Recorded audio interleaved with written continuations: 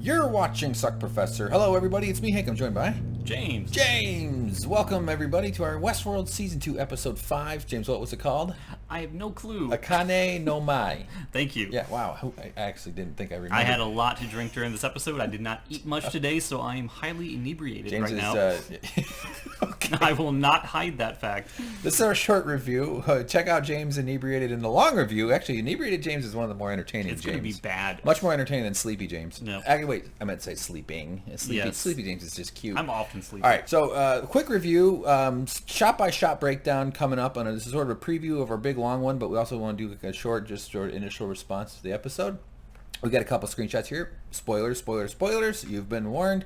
Opening shot here is we got a guy. So we visit Shogun World, which is we finally get to see that. This episode really does break open, I think, what a lot of people were thinking might have occurred earlier. We see episode, what I like to call, from a video game perspective, this is the starter town. Sweetwater is the starter town. It's where you meet the first NPCs. It's where you see the first quests. Yeah. We see this guy doing something that is very familiar to us. So right, Maeve and her gang have been captured, and so they're being brought into town. And we do see, if you recall, the reason I chose a screenshot is there's a guy in Sweetwater in season 1 where they show children putting a scorpion on a guy's head, and he kind of panics. And this guy's actually very serene here. It looks like he's practicing mindfulness and meditation. So good for him. All right, so this shot here is just a wide shot to establish that we're in a whole different environment. I thought that's why I picked this one. This is I know there's a name for the Japanese mountain here, but so yeah, we got a cool scenery, more woodsy. We get to see a whole different. Oh fuck! God damn it! I don't remember that. That's Photoshop splash. I pressed enter. That sucks. Hold on. Next shot. Speaking of Sweetwater.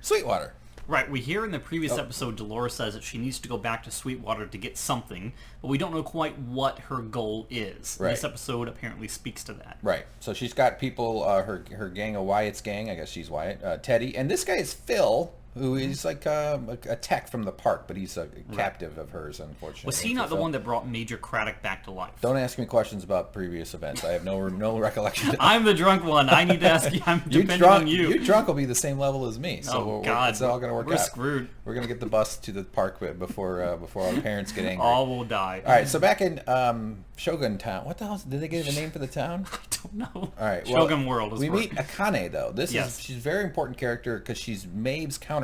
We find out that basically Lee Sizemore has reappropriated his narratives from Westworld into Shogun World. Yeah. And we see direct parallels between Maeve and Akane and Hector and another samurai. Right, and Armistice and as well, yes. In Samurai. So it's almost as though these are those Shogun World parallels for characters we already know and either love or hate. Exactly. Either love or hate, the only two possible emotions. Yes. So, okay, next one. Teddy and Dolores have some intimate moments in this episode, all with kind of an ominous tone. With Dolores sort of feeling him out for how evolved he is. There were two very big foreshadowing events, one of which we saw in, I believe it was episode 1 of season 2, where we saw the corpse of Teddy floating in the present tense inside the riverbank. Yeah. Then we saw Teddy letting Major Craddock and his Goonies go. Goonies. Yes, his Goonies. The Goonies never die. It works. He let One-Eyed Willie go. Okay. And Dolores witnessed that and judged him at that point and gave a look of resignation as though she had made up her mind as to who he is and who he can potentially become. Uh-huh. And that was ominous. That was bad. And this episode allows that to play out. Sure. I mean, we said spoiler. So, I mean, she ends up capturing him and converting him into something new through a very kind of emotional... They really messed with our emotions during that whole sequence because they made it seem like she wasn't going to do it. And then all of a sudden... Yeah. And then this shot this is Phil, the tech guy, but she's forcing him to... I don't know what exactly they do to him, but she doesn't just kill him. She reprograms him with overwrites him with something. I did not get a good look at what she did to him, but whatever she does to him in this episode inevitably leads to her deciding to drown him, or Bernard to drown him, or someone to lead him to a watery demise in the finale. Because this takes place between the 2 weeks. Okay, I can't handle the timeline shit. I can't. It's too much for me to think about. All right, so next shot.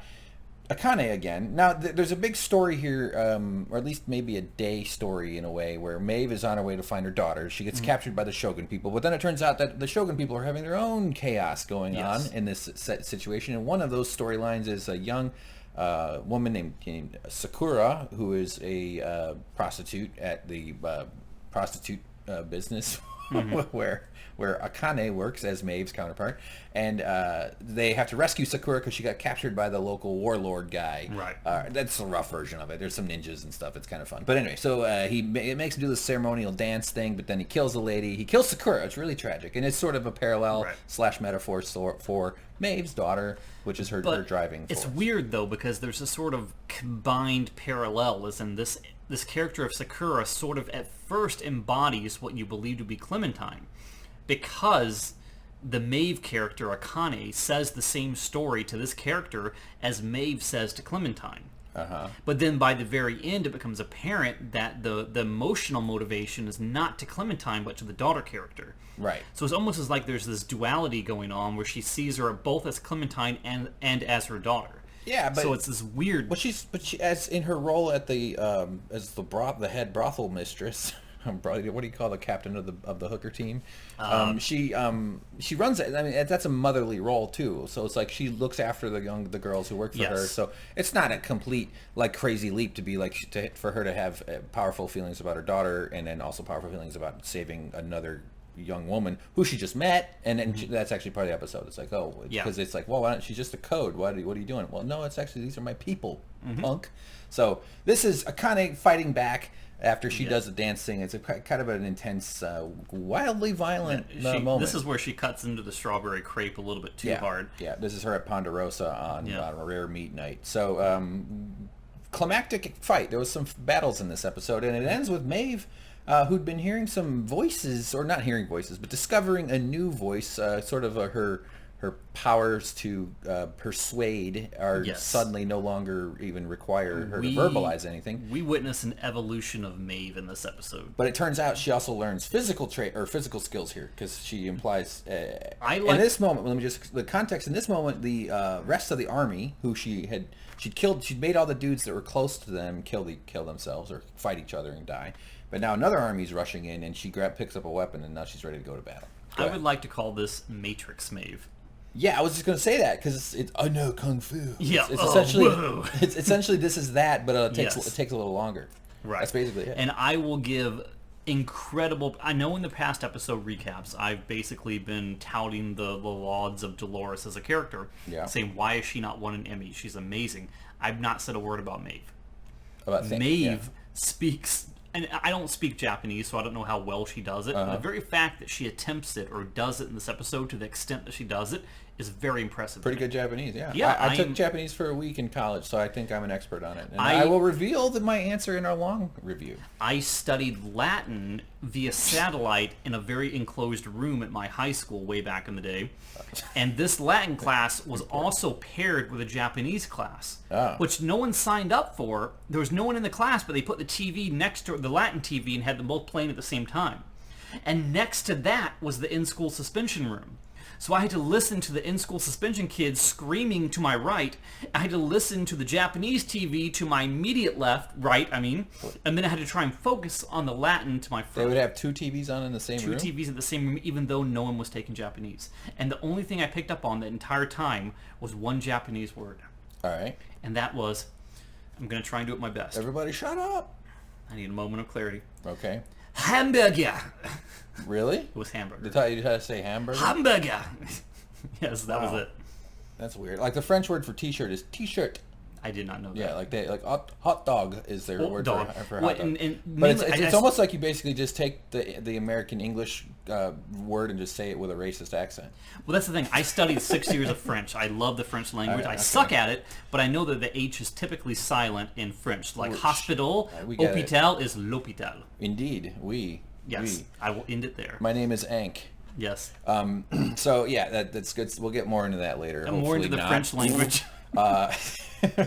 So what did you think of this, though? Good episode? I thought it was a pretty good episode. I was highly drunk through the whole thing, but I enjoyed it quite a bit. And if I missed anything, I genuinely hope you will fill me in on it. I will. James had a friend over. You guys were drinking. It's not like you're just sitting around. And the reason that he comes over to watch this is that he's actually moving from his home, so his television and everything's packed up. His cable service has been cut off, so he likes to watch it and experience it along with us. Of course, yeah. Which I greatly appreciate. It's a show. It's a show that's better if you're holding. It is. If you're holding hand. And he's gracious enough punchline out. He brings beer with him. Yeah, brings beer, so you should have beer. I was going to say something about holding hands, and it was going to be hilarious. Well, no problem. No, we only do that at everything's work. good. He's a coworker. He's a coworker. Well, yeah. Yes. I was holding his hand in the hypothetical. I was holding his left hand. You were holding his right. And yes, thank you. I'm glad this is going to be included in the video. Hey, this isn't serious. You guys got to take this seriously. That's my favorite critique from passersby. So you have to take killer robots in a Westworld Western cowboy robot killer seriously. Do we have more beer? I hope you have more. Do you have more? I do not have more. This I want is you the to get remainder more, of it. I want you to get more drunk. It's fun. Thank you, everybody. Yeah, I liked it. It was a good episode. It looked. I'm dumb. I'm too dumb to.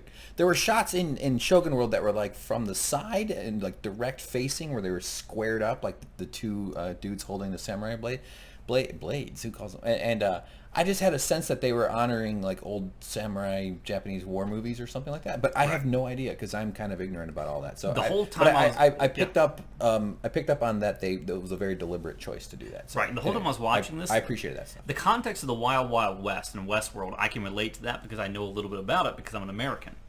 Okay. And we learn that kind of crap in school. Yeah. But from a Shogun World standpoint, there's a lot of stuff that's kind of alien to me. Yeah, as far as I'm completely waiting to hear the comments from people who are more educated in that aspect of things to kind of set us straight and to elucidate the things that we may have missed on that because there's going to be probably a lot of important stuff that we miss. Of course. Because we are ignorant white men. Ignorant honkies. We are honkies to the extreme. Season 3 will be about ignorant honky world. Yeah. AKA Westworld. Of course there's going to be things that don't line up with our knowledge. We're of basically Japanese. two teddies. I don't know about modern Japan, let alone feudal Shogun era Japan. Yeah, I just know anime. And that doesn't tell me jack. Okay. So, okay, guys, look in the description for the big one. If it's early Monday morning, it might not be up yet, but we'll work all night to get these up. And thanks for watching. I hope you enjoy this. Twitter, Facebook, all the other things. Click on shit, and we'll be more to talk about in the long one. Thanks, James. Hello. Glug glug glug glug glug glug.